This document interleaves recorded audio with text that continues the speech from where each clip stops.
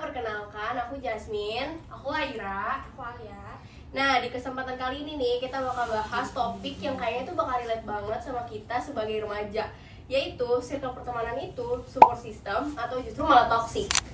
Topik ini juga berkaitan sama keharmonisan sosial loh. Karena ternyata lingkungan pertemanan punya pengaruh yang sangat besar terhadap bagaimana kita membangun hubungan sosial dengan orang lain.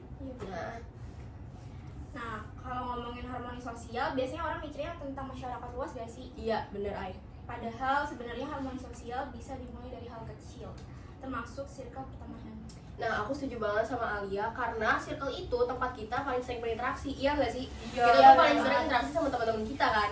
Nah, dari situ kita bisa belajar tuh cara menghargai orang lain, terus berkomunikasi sampai cara kita menyelesaikan konflik.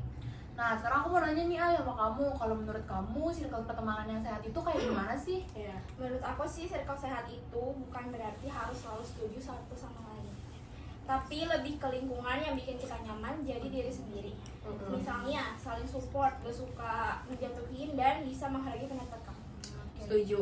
Kadang ada juga tuh temen yang berani tuh ngingetin kita kalau kita salah, tapi tanpa cara mempermalukan kita. Nah, itu justru tanda pertemanan yang sehat tau. Nah, tapi di sisi lain tuh gak sedikit juga tahu orang yang ada di circle toxic. Iya sih, Ay.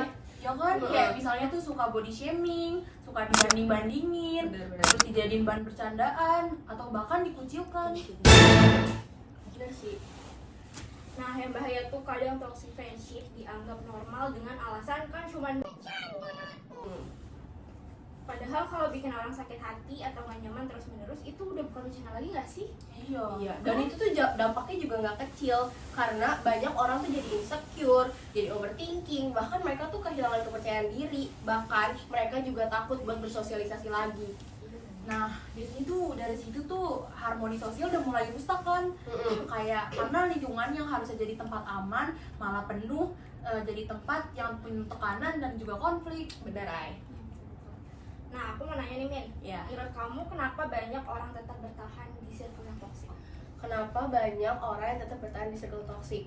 Nah, menurut aku nih ya, mungkin karena mereka tuh takut buat sendirian, atau juga mereka tuh takut nggak punya temen, atau ada juga yang udah terlanjur lama temenan, jadi mereka tuh nggak berani buat ninggalin pertemanan itu. Nah, apalagi sekarang kan ada tekanan sosial juga. Iya. Kadang orang tuh rela ngikutin hal yang sebenarnya tuh bikin dia gak nyaman, cuman karena dia bisa tetap diterima di kelompok mereka, ya kan? Iya, semua itu miris banget sih kalau kayak Iya gitu. sih emang. Makanya penting banget buat membangun pertemanan yang sehat. Hal sederhana kayak belajar dengerin orang lain, gak egois, dan menghargai perbedaan itu ternyata penting banget. Iya, karena harmoni sosial itu nggak akan tercipta kalau orang-orang yang di dalamnya itu nggak punya rasa empati. Bahkan dari lingkup pertemanan kecil pun kita bisa belajar toleransi dan saling menghormati. Nah, kalau menurut aku sendiri nih, circle yang baik itu bukan yang selalu rame atau populer, tapi yang bikin kita berkembang jadi pribadi yang lebih baik gak sih? Iya, cuma benar. Dan circle yang sehat juga bikin seseorang merasa aman buat ngomong, berpendapat, dan jadi dirinya sendiri tanpa takut dihakimi. Nah, jadi kesimpulannya nih, hubungan pertemanan punya peran yang besar dalam menciptakan harmoni sosial. Kalau lingkungan pertemanan kita sehat, udah pasti hubungan sosial kita juga berubah jadi lebih positif nggak sih? Iya, Betul sih. sih. Nah, karena harmoni sosial tuh sebenarnya dimulai dengan cara yang sederhana banget tau, seperti menghargai teman, menjaga ucapan, dan saling mendukung satu sama lain. Oke, itu dia pembahasan podcast kita hari ini. Semoga kita semua bisa jadi bagian dari circle yang sehat, bukan toksik ya. Nah, buat kalian yang masih terjebak dalam pertemanan yang toksik, jangan takut buat ninggalin pertemanan itu karena takut sendirian atau takut gak punya temen ya guys. Jadi segitu aja kali ya pembahasan kita hari ini. Ya, cukup sih. Cukup. Semoga kalian enjoy mendengarkan podcast kita hari ini dan semoga kalian bisa paham sama apa yang kita sampaikan. Dan sekian dari kita. Bye bye.